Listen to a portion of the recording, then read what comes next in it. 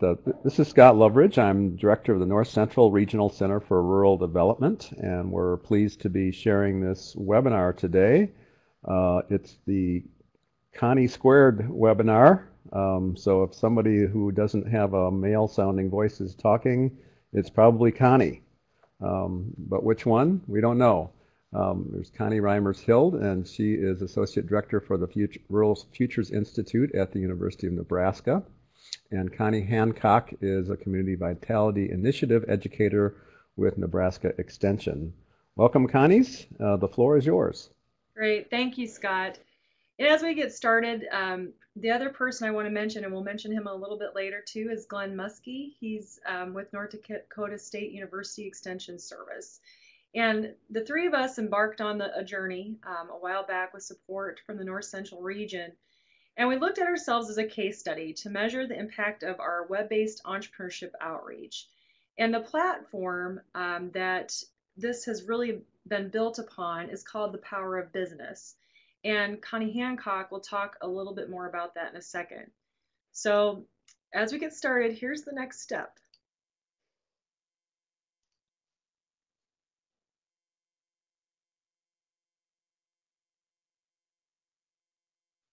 Okay, step one. I would love to make sure that this is a very interactive session. And after seeing that, I would like to know what you're thinking right now. So if you would go ahead and type in the chat, after seeing our blue kind of countdown, tell me what your immediate thoughts are, and just be very candid and open about it. Just kind of free write it and go with it. In the chat, there we go. Scott's typing. Pac-Man, all right, good. That would have been, I should have made it yellow. That's excellent. Maybe next time I'll have to work on that. What else? What are you thinking? And just to give you a little hint, that was 7 seconds time-wise, and we're going to get into why that's important here in just a second. Any other thoughts about that 7-second intro? Okay, we're hearing, are you seeing countdown, right? And I could have maybe counted down with it along with the visual there. Looks like Mary's chiming in. But please do go ahead and just type in your immediate thoughts. And there is actually a reason behind this. I'm not just, asking you to do it to do it. Missed it because I was multitasking. Way to be honest, Mary. Thank you. That's awesome. What happens when my internet doesn't work? Dot on USA Today. I love it. This is great.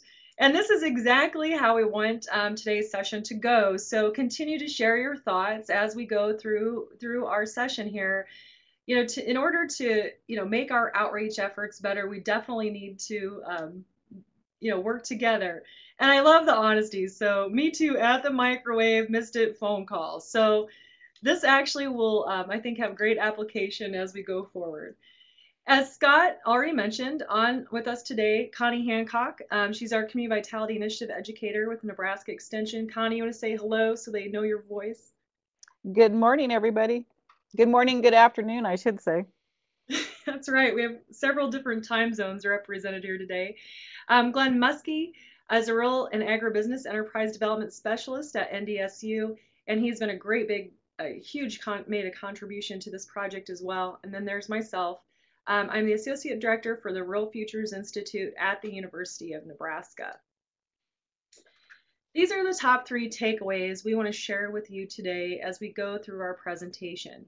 So the reason for the 7-second countdown is that you have 7 seconds to make a great first impression. And so even as we went through that chat, think about the people that are multitasking or on, heating up their food or their visual that they saw. They were on a phone call or they interpreted it as a dot from USA Today. So those first 7 seconds are really important. And we used a series of videos for this project, and that's really what we found by gathering information and data.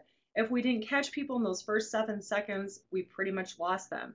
And as I think came through again even today, if we aren't within those 7 seconds, people might even be doing something else. So we may need to even engage them in a different way to make them even really get engaged with us in the first place.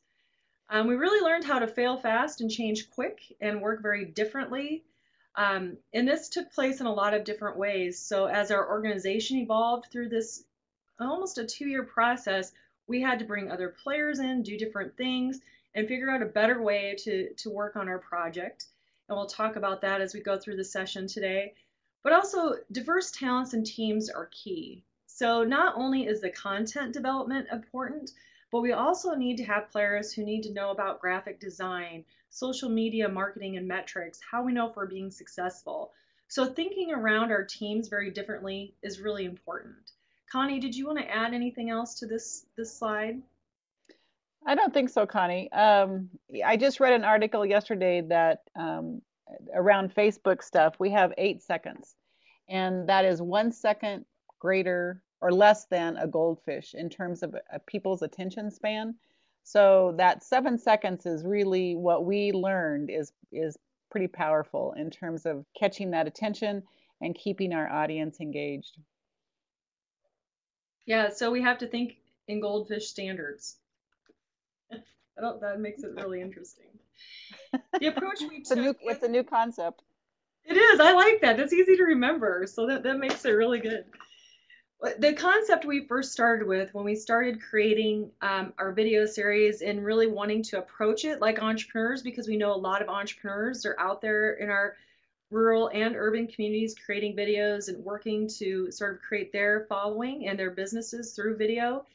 So we looked at the Harvard Business Review and used their quick responsive development model. So the goal was to sort of create a minimum viable product and then get it out there, get feedback, tweak and change it, get it back out there, tweak it, gather feedback, tweak and change. So rather than doing one huge series of videos and trying to do everything all at once, so you end up with a big product at the end that nobody really wanted, we wanted to use this approach based on customer feedback.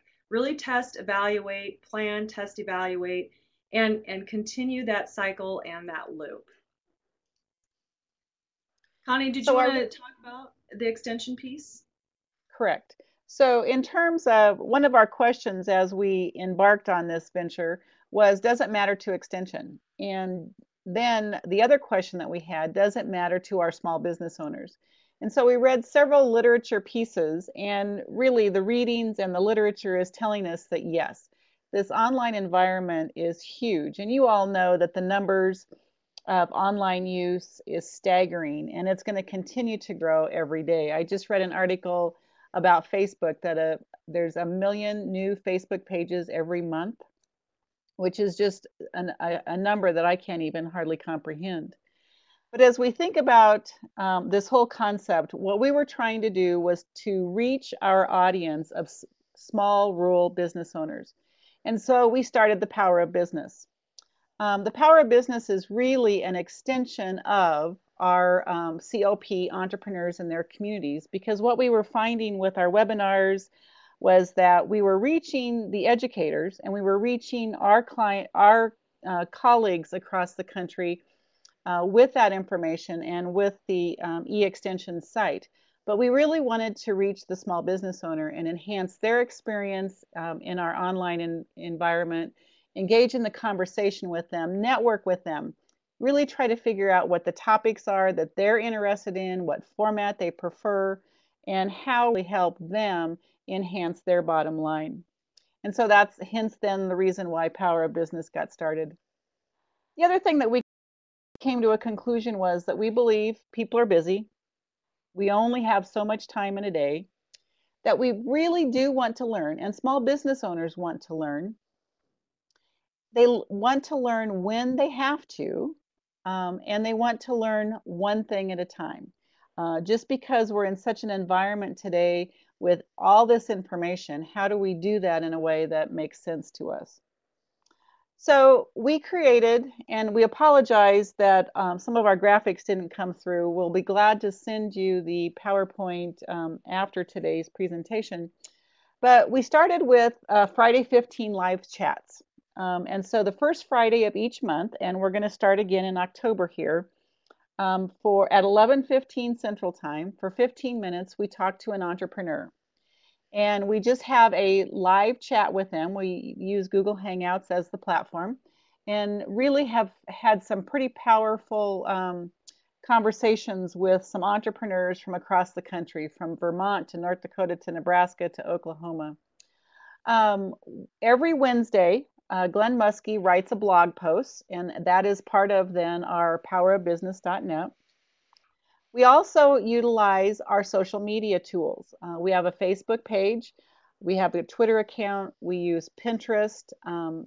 We also have a MailChimp newsletter that is available, and we also have then a PDF newsletter that is emailed out to folks that subscribe to it. So there's lots of ways that we have access to information and try to provide information that is useful to our small business owners. We also curate content. So using the hashtags of foodpreneur, agritourism, e-tailing, power of biz, we have an online newspaper with Paperly, and that comes out once a week. And that's just curated articles that we believe, again, are useful to our small business owners. The link to the newsletter is listed there, but we can get you that more information later. The focus then around what we're talking about today is measuring impact and experience the tools that our business owners are using. So as we mentioned, Facebook, Twitter, blogs, those are all pieces that our small business owners attempt to utilize on a daily basis or a weekly basis to reach new customers and to get new product line or have an engagement with their customers. So learning about that information and how it's being used, we did some A/B testing, and we also incorporated Google Analytics and insights into that discussion of where we're at. Now, going back to our approach, just to explain this in a little more detail, again, we use that quick responsive design model to A/B title test 7 videos that were developed specifically for rural entrepreneurs. The rural entrepreneurs were our target audience. Each video also had a downloadable as a supporting resource. So we wanted to title test the videos, and we also wanted to title test the downloadables and gather more information on which titles people were really more drawn to, but also if they were using downloadables or if they're more using the videos. So the goal was really to try to figure out what mechanism worked the best in terms of reaching the audience.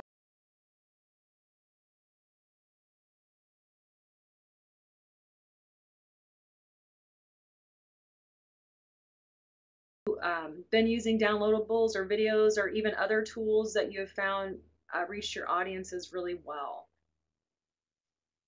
So if you'd provide us some ideas or feedback on that, that'd be great. We'd really appreciate it. Okay, I see Jennifer's typing. There's 25 people on, so a couple of great ideas around this would be fantastic. There are a lot of tools out there, and so kind of figuring out which ones work best is wonderful. Where did you put your videos? We used YouTube to host the videos. But we did link them through. One of the things we've really learned is we linked them through then Power of Business, because at first we just started putting them out there and the URLs out there. But, you know, again, kind of thinking through this and learning, then we wanted to make sure, hey, we want to get them back to that Power of Business site because we need that in order to be successple. Well, and to also, right, and then to be able to analyze the information that needed to come back to that WordPress site. Otherwise, we couldn't really analyze the Google Analytics. So, and again, that for us, our approach was sort of using the quick, you know, responsive design model. But the great thing about looking at that is based on our experience and then the feedback, we were able to make those adjustments and really adjust on the fly. So from JB, I've found that related supporting resources associated with the video session recording are helpful to participants who are motivated to learn more and begin doing. That's awesome. Jennifer, we do infographics such as what's blooming for each month and quickly started receiving requests for PDF printable versions. We are not measuring the downloads, however. Yeah, that's really interesting, Jennifer, because we have talked a lot about infographics as well and are doing some of that. But, you know, part of our discussion around some of this is, okay, do people want the infographic? Do they want more detailed information? And one of the conclusions that we kind of came to was, you know, we serve so many different audiences. Sometimes that's a hard thing to answer because some people want that quick infographic, but then you do want people that want that deeper dive as well. So that's great. A little bit about your Please. decision to use WordPress as opposed to a university-supported system. Connie, did you want to comment on that? Yeah, well, partly, Scott, because we are a multi-state entity, and all of our universities have templates and guidelines in terms of website development, and so that's why we chose the WordPress environment, so that we could multi-state the blog, we could multi-state all of the pieces that go out. We learned a hard lesson, which I'll talk about, of WordPress.com versus WordPress.org. There is a difference. Well, a lot of entrepreneurs use WordPress, so it also gave us some experience with that as well. And Connie will talk about that, as she mentioned. So. And Mary Peabody is actually on the webinar as well, and Mary is one of our entrepreneurs in their communities leaders as well. And so we did receive an optimization grant to help think about how do we optimize our information from a COP perspective and truly reach the target audience that we were trying to reach, which is small rural business owners. And just a few more comments rolling in. JB says, yes, the video recording space can then also serve as a space for curating useful, relevant content. Very true. Excellent. Thank you for typing, folks, and adding in your ideas and what you've experienced. And just to cover this quickly, A/B testing, what is it? It involves experimenting with at least 2 variations of the same message to see which one has the best conversion rate. So in our case, for example, we were title testing the videos. We had 2 different titles, and we wanted to see which video people watched more. The videos were the same, the titles were different. And so that was our variable. And the goal was to really think about, okay, so how as Extension can we do a better job marketing? I know A/B testing is very popular in the corporate world, for example. A lot of entrepreneurs use it to see which title or item or ad might sell better. So we wanted to experiment with this a bit ourselves. The plan was to have 7 topics, and we identified those around marketing, network, and mega trends, time management, and mobile security, things that we've learned through our experiences working with rural entrepreneurs that they wanted to know more about. We launched 1 topic per week with each of those 2 titles. And this is just kind of an example of what that looked like. The same video, same hashtags, same time, but with different titles. So, you know, everything, trying to keep everything very much the same, except again, the titles are different so we could actually test them. So for example, our time management videos, title A, don't have time, think again. Title B, finding more time, learning to prioritize. The title for our mobile video, title A, mobile security tips to help you be safe. Title B, are you keeping your mobile devices secure? And really the goal here was to utilize the same description, same videos, same hashtags at the same times to the same audiences, really trying everything we could to eliminate variance, which is pretty difficult in the social media world. But if we could keep most of the variables pretty much the same, that would help us learn more about which titles worked and which didn't. And then we pushed it out. We're using our member team, our 4 team member, easy for me to spit out. The team we had, which really was 4 members. So Connie Hancock, myself, Connie Reimershild, Glenn Muskie, and then we also had an amazing intern that helped us do this. And you can see where we pushed it out: Facebook, Twitter, Pinterest, through blogs, Google+, and LinkedIn. So the experience, we learned a lot. I will say that. I'm sure Connie can echo this, and she will in her next comments, including how much we didn't know. So I think that actually was a great learning for us, and how much we need assistance from those who do know. And so as we've worked ourselves as a case study and work through this, I think what we've learned too is, again, we have that 7 seconds to make the first impression, but we do need to build those teams, those diverse teams that bring in different skills maybe than what we typically have. And without those teams, it makes it very difficult to get much of this done. Lessons learned. Everything takes 2 to 3 times longer than expected. So even getting the videos up and out, it really took a long time. And part of that, we've had a lot of organizational changes here at the university. So when we changed how our educational media group was formed and we lost some capacity there, we had to quickly say, oh my goodness, how are we going to get these videos up and out? And that was the cause to hire an intern, actually. And again, it is really important to have a team. So people, the tech experts, the graphic designers, the web analytics, and really having people focused and committed and ready to make the project a priority. It used to be, I have a blog, and it used to be that I could just look at Google Analytics and it gave me a really quick rundown of what was happening. And that wasn't that long ago, maybe 5 years ago. But diving into Google Analytics for this project, just me personally, I'm like, oh my goodness, you really need somebody who is immersed in that and understands that, so we can do a better job of interpreting that data, because there's so much more data now than there used to be. Financial support and time are both very critical. So in order to be able to do these types of things, we need the financial support to be able to do it, but also the time. One of the things we had studied during the course of this project is we didn't really have a launch per se for each video, but there's a lot of time and effort that go into creating sort of a viral video, what you'd call a viral video, a lot of the time. And so making the time not just to create the content, but to also launch the content and figure out ways to connect with those online influencers so we become online influencers ourselves. And that constant change of people does raise havoc with the schedule. So organizations change very quickly now as well. Even myself, I'm in a different position now than I was when I started this project. So the team always changes. There has to be a fluid plan to continue on with some of these things if they're going to go on long enough to really make a difference. We need to be able to have focused time on our calendar. And Connie is the best at this, I will say. Connie Hancock, she is very, very big on this because she knows the time a lot of these things take. And we talk a lot about, or you read about in entrepreneurship, content calendars and making time for it, and that's so important. I find even for myself, if I don't put time on a calendar around some of this, it just doesn't get done because it goes to the bottom of the to-do list. Platforms, university software versus industry standards.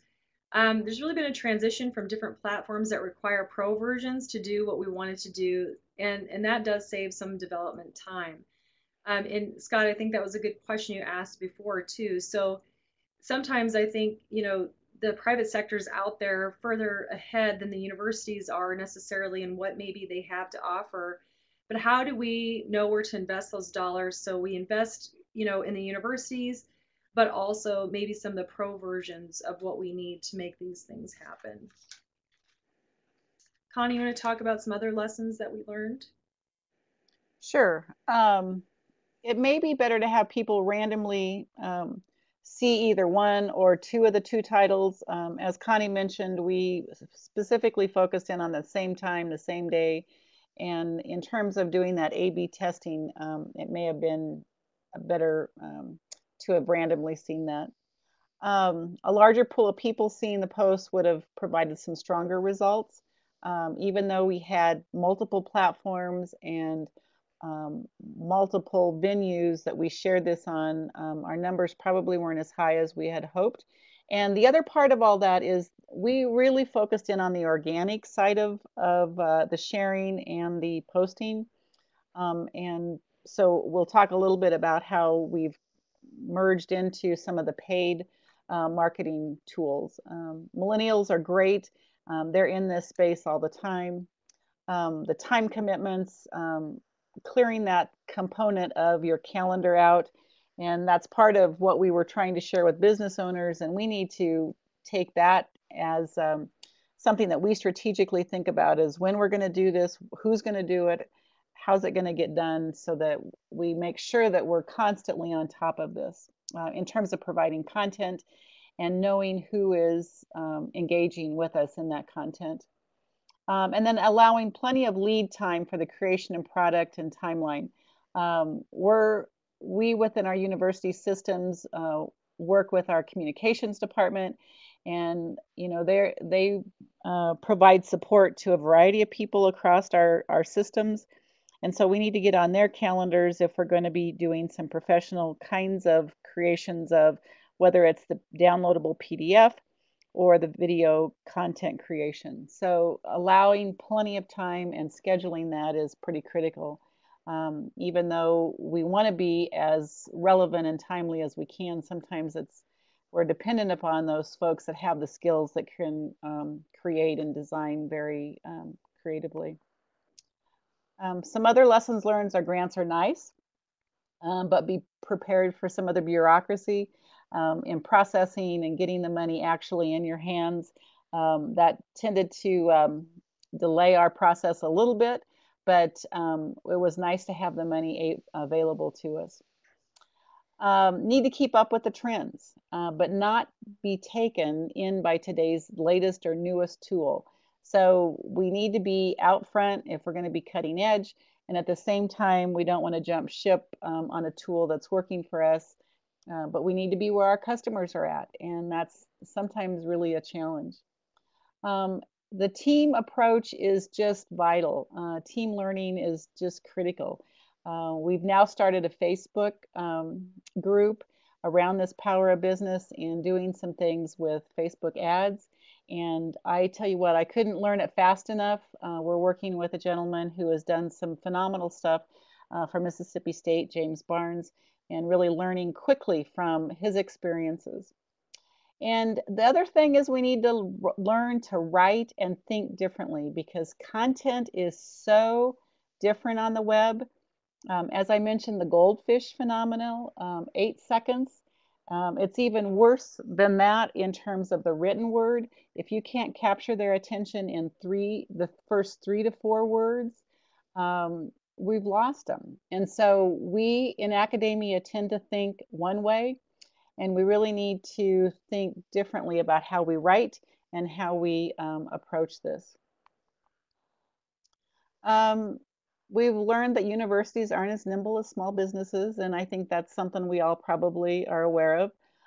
The platform selection, we first started out with a WordPress.com, but quickly learned that we could not use Google Analytics in terms of the event part, and so we had to convert over to a WordPress.org, which allowed us the opportunity to have to host our site on a web host. So there's that part of the platform that wasn't as effective on the .com, and we're really pleased with the .org and being able to capture how many people download the PDFs and when they download it. It's sort of interesting as we dig into the analytics of all of this and where that's coming from. And this whole personal knowledge network, it does become that. Teams who are focused in on a particular topic like that, we're really starting to see some really pretty powerful learnings and some knowledge come out of that teamwork and those PKNs. Connie, can we pause for just a second? I think Yep. we're getting some great discussion here on the chat, Okay. and I'd be curious. JB had said you definitely endorsed that last bullet point. Was that the need time to learn and write?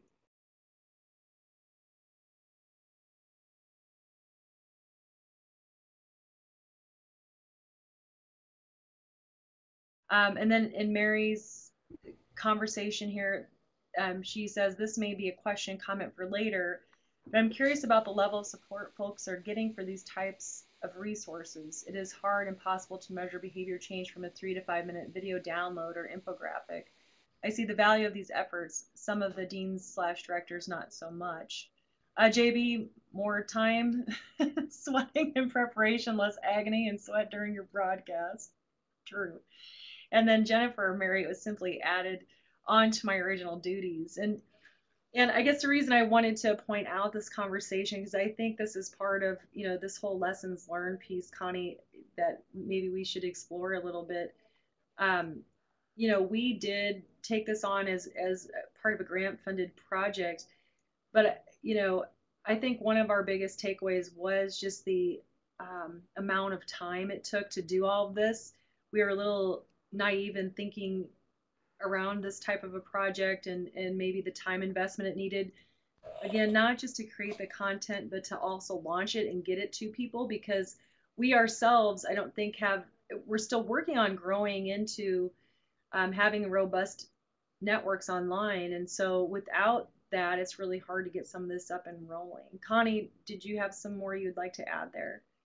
Well, yeah, it's oh, I'm trying to put my thoughts together around that because we know that our clientele, all the statistics are telling us that our clientele are online, and and truly, what we're learning with our Facebook boosts and our promotions is that it's all about mobile.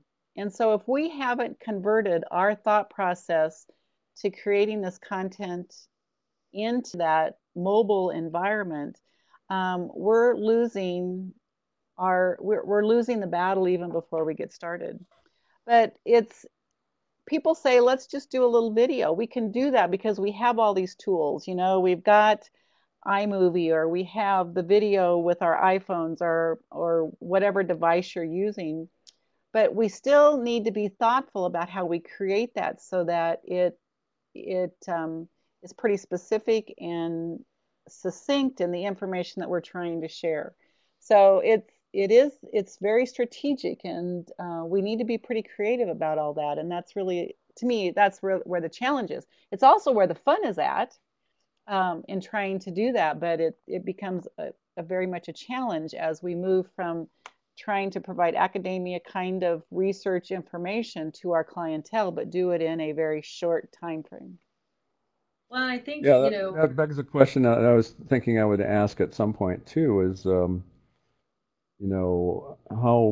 much is it worth really doing a highly produced video versus something you just shoot on your cell phone? I I think the most popular videos seem to be these cat videos that somebody just shot with at their animals house and or kids are whatever. big, Scott. It's true. So, you know, do you open with a little cute cat doing something before you tell them the content, or, is production important, or is it really kind of the snappiness of and the fun piece that gets people in? Well, Jay Berkowitz, long time ago, talked about the 3 E's of marketing, online marketing. And one was educational. It's got to be educational, it's got to be engaging, and it has to be entertaining. And that becomes a debate from a educational perspective, is can we truly make our educational information entertaining? And that takes a talent. That's a real skill. Yeah, I I don't don't I know don't if know that I I have it. could have my wiener dog do some tricks at the beginning of each one just to make that first 7 seconds count. But it is a trick, and I think that entertainment piece is important. But we do want, we're a little different than a family or a business in many ways, where we want to make sure we still have that trust factor in terms of putting out um, great information. But it is amazing to me how, as we've gone through this process and studying, what does it take to grow an online presence? What does it take to have, a viral video or a meme or something happen? And sometimes they do happen on accident. At the same time, sometimes they're really well thought out and planned, and there is a lot of time and effort dedicated to it. It may look viral on the end with the end user, but we have to give people a reason to share the information, and we also have to be better at linking all of our information together so that it's maybe not just a video that's put out there, but it also has, the links back to the power of business, for example, or to the people, the expertise that, we're really here to serve people. So we need to make sure people know that we're here to help serve them and link to who we are online, whether that's through Twitter, email, etc. But um, I think learning how to just position ourselves differently, build those teams differently, and market better so we can serve more audiences is really important. But I think, Well, Connie's and to right. reach, So, yes, go ahead. I was just going to say to reach the audience. I mean, that's a real challenge to get to those small business owners, because as I'll talk about, we're struggling with what the key words are to reach those small business owners in this online space. And I think JB's making a great point here. Yes, fun, entertaining, and educational effectiveness necessarily mutually exclusive. It's a question, I think, but also very much a statement. I don't think they are. I mean, even, in person doing workshops and teaching, you know, being very hands-on and having a lot of activity and experiential learning and just actually fun. And I work mostly with adults has really helped that. I rarely even use it anymore because it should be co-learning in that situation. So I think thinking how we do that online and translating this online is really important. I think many of our universities could really benefit from having a fun flair. I actually joked, that one thing I'd like to become is a funologist and actually study study the science of fun, both in organizations because we know through positive psychology that if we're in a more positive state, we're more productive, we get more done, we see opportunities, it does make us more entrepreneurial. So integrating some of that into the lessons learned here, I think is really important. Okay, great, awesome. Thanks for interacting, folks, and typing in the chat. Connie, you Yeah, want to? I appreciate that. That's great. The slide that's up right now is how we are working differently. So we went from the 1 hour presentation, the 1 hour webinar type with a 4-page fact sheet to having 15-minute videos that we went into our studio here in Nebraska and actually had professional video created and a 2-page traditional fact sheet to a 5-minute video bulleted fact sheet to now what we're doing is 3-second videos to 17-second videos. And you'll see the experiment and the research that we're doing now with that kind of a process. So again, the top 3 takeaways is that you have the first 7 seconds to make a great first impression. And the first 3 to 4 words in your title are critical to capture their attention. You want to fail fast and change quick. We can no longer afford this 6-month process, but we've got to move quickly and change as we learn and utilize those analytics to learn from. And the whole concept of diverse talents and teams, we cannot emphasize that enough. You need designers, you need developers, you need technical assistance people, you need people who understand the analytics, plus the people that can create the kind of content. And one person or 2 people can't be all of those things. And so having that group of people who are focused on this particular campaign to move that forward, I think can be really powerful for all of us. Since then, the grant that we received from North Central Region, we have also now gone a step further. We've created a separate Power of Business Facebook page. We're starting to utilize paid ads on Facebook. We've started a like campaign. We've ran a contest. The prize was a book, Who Moved book. We focused in on 3 states, Mississippi, North Dakota, and Nebraska. And we started out with a video that was 2 minutes and 33 seconds and the PDF. We learned and analyzed that information and realized that, again, the first 7 seconds were critical. The majority of our people were watching the first 7 seconds and then they would go away. So our little stingers in the beginning, which sometimes take 3 to 4 seconds because we think we need to share our brand. They need to know who we are up front. People were dropping off the bat. So on September 3rd, we chunked that video into 3 different pieces. We started the first campaign with 1 minute and 50 seconds. We have a 17-second piece of that video and a 24-second piece. And those will start, one started today and one will start on the 17th. So we moved very quickly into what we learned from the 2-minute video to chunking that, and we're taking another video this next go around, and we'll be chunking that as well. So with the Facebook paid ads, and that started in July of this year, we actually have over 600 likes on that Facebook page. It's sort of interesting because Glenn and I are struggling with how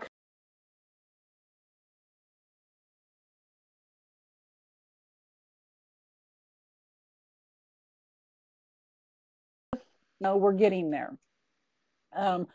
It goes back to what are the key words, what are the pieces that people respond to, and that's where we're learning. And that this was, as of last week, 29,000 people with our engagement, with our posts, with our videos, with our engagement pieces, which is something that we would never have reached just organically by ourselves. We learned that the right image was critical. We started out with 3 different images, and the image that took off right away was self-employed. It was not a term that we had thought about. A particular image, and we thought we would try the A/B testing on it. So we did. We know that images are a huge factor. Using the right keywords is a huge factor, and we're still in that mode of learning which are the keywords that are attracting those small rural businesses to our site. Mobile is where the audience is at. It is amazing the insights on Facebook and on our Google Analytics that people are coming to us on a mobile device. That's not a laptop or a desktop. That is either a tablet or some sort of a mobile phone. JB, I have a question there. Are you engaging with local yeah. state groups present on Facebook? Probably not like we should, JB, and that's something that we need to explore. Trying to do one thing at a time so that we know what's working and what's not working. We are potentially sharing our posts on the Facebook page with statewide stuff.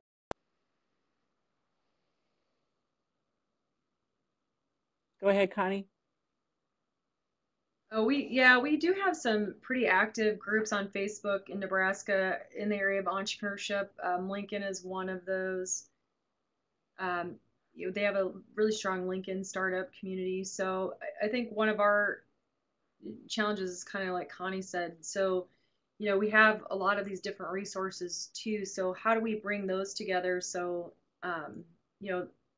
we're a little bit niched so people can find us, but at the same time, again, making sure we have time to do these things and do them really well. So we are connecting all the right dots together and in helping our audience actually get connected to the groups that they may most benefit from. Because, some of those groups are very active, some are not. Go ahead. Right. And I go back to our target audience was rural small business owners. So it becomes, we need to do a much more strategic thought about reaching out to all those audiences. Good point. Yep. The video view, which was amazing to me, we reached over 2,800 people with that first video, which is something that we did not do in the organic environment when we were working with the grants piece, and that's where we learned the first 7 seconds. The cost per like initially was 46 cents. We're now finding that we can get 2 cents per like because of the things that we've learned and the things we're incorporating. We're drilling down to identify who that audience is, and we're utilizing the insights to enhance the content. And so we're again doing some more experiments with the next set of video that we share and some of the learnings that are taking place. So powerbusiness.net, it's all about us trying to be more entrepreneurial with the content, the product that we have, and reaching the audience that we intend for this to go to. So we feel like we are trying to be a small business. We're taking some of those skills that we want small business owners to incorporate and incorporate those into our own space. What we believe is some future recommendations is to invest in social media specialists and people that understand analytics of continually looking at the insights and the data that we have available to us, putting all of that together somehow, and then realize where all this is at. The one thing I did not last go around with the Facebook ads is we embedded our video into Facebook. We took it out of, we took our video to YouTube and put it in Facebook because that's an option that we believe is pretty important.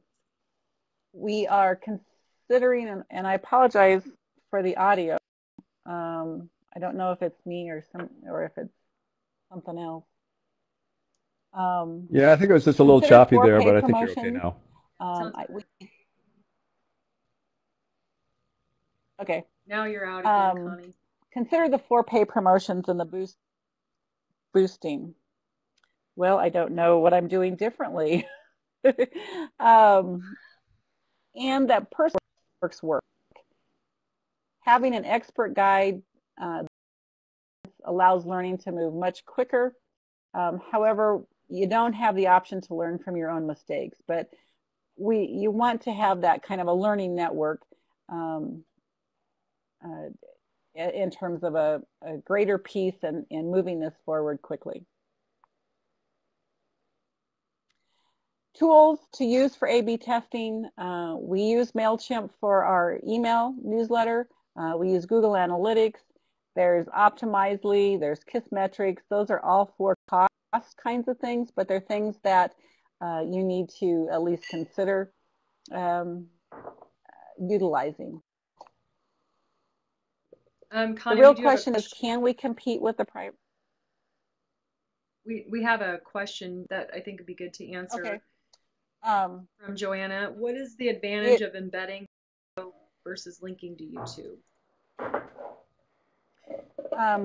The advantage in terms of Facebook is and the other piece of that, Facebook will run video. I mean, if you've seen many of the posts, they'll run without having to click on it, and that gives you a greater number of reach in insights. They don't have to click out of Facebook to go to YouTube to watch the video.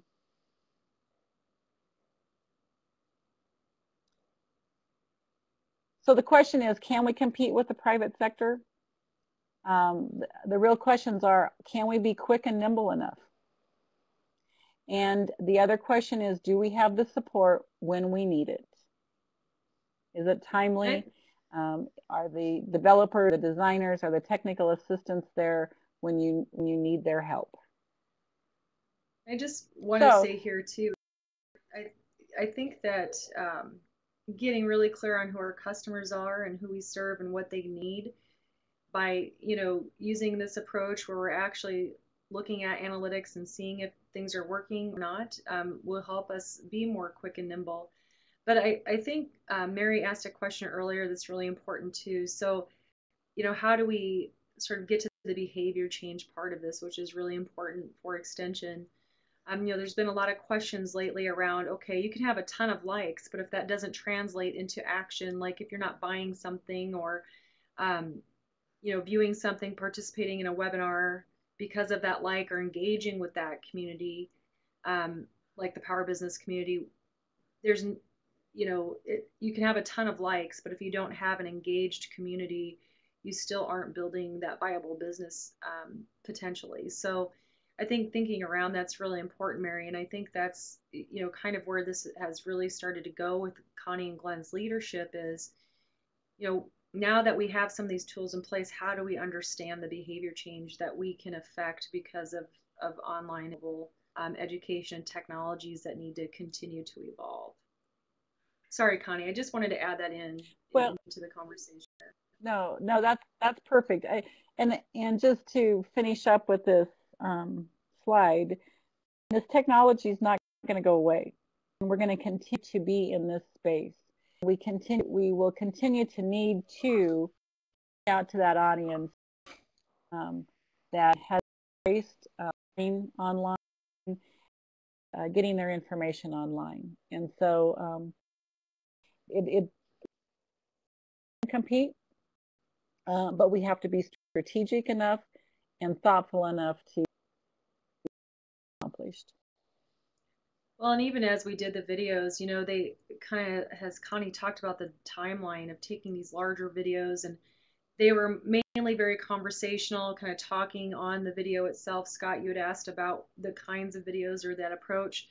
The intern we hired actually took us in a completely different direction, and it was actually her idea to do it. So we took the audio from those conversations and developed some new audio for the videos that didn't already exist. But she used a program called Powtoons. So it made it more of a graphic sort of video than us just talking to each other. And we didn't really test that versus the other ones, but it did give us, kind of stretched us in terms of thinking differently too for our videos. So it's not just a talking head, but it creates that sort of infographic video that we thought more people would want to engage in. So. And that was part of the learning process, was using Absolutely. That particular application because it took some time to learn that.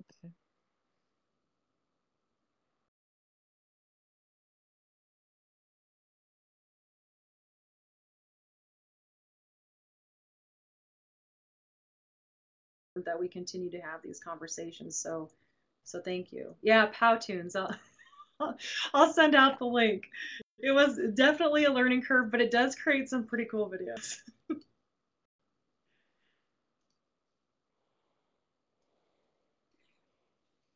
Connie, you want to share the resources? Well, right. So definitely. I mean, we are by no means the experts in this environment. We would welcome any and all want to be part of this, because it is a learning space, and the more that we can learn together, the greater chance that we'll be able to have the impact and the kind of engagement with our participants that we want to have.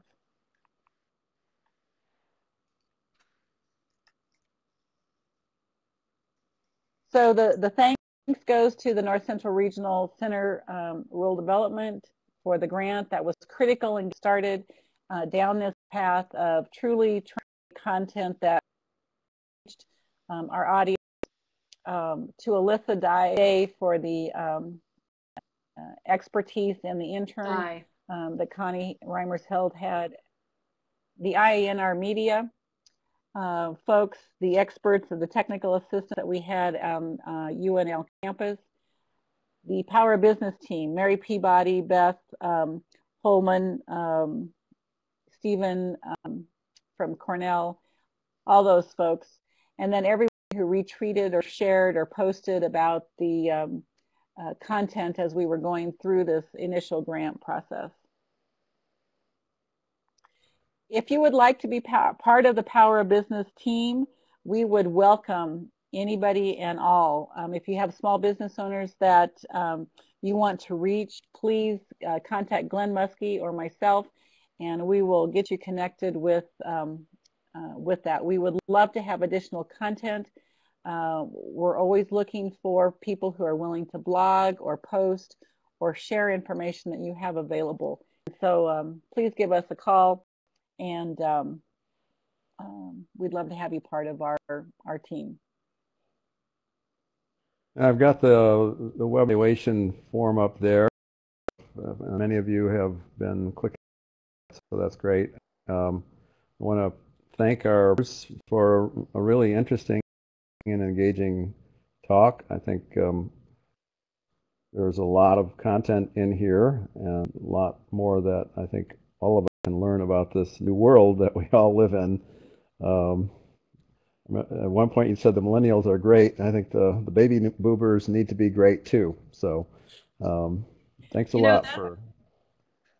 That's a great point, Scott, because I think what we found is that we just sort of all co-learned together. So we learned from our intern, she learned from us, and we're all kind of in different generations. So it really made it interesting, but we really did get to stretch ourselves. And two, I do want to thank you and Rosa again. I know this grant, you know, when it was launched, it kind of got caught up in the government sequestration, even everything. So the support and help that you all have provided, we really appreciate it. I know Rosa's probably ready for this grant to be over. We've had a lot of great email exchanges, but I love how the region is bringing so many great minds together, and really appreciate the comments and thoughts people had today too, and questions, because I think as a whole we can be really strong as an organization and really help really the United States, but also beyond that, our global community as well, learn in very positive ways and great information so that they can move their businesses and organizations forward.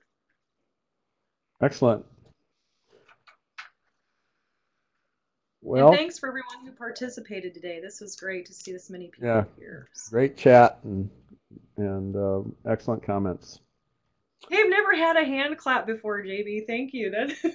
That's great. Thank you. Thanks, everyone. And please, if you have additional information, you know, always feel free to share.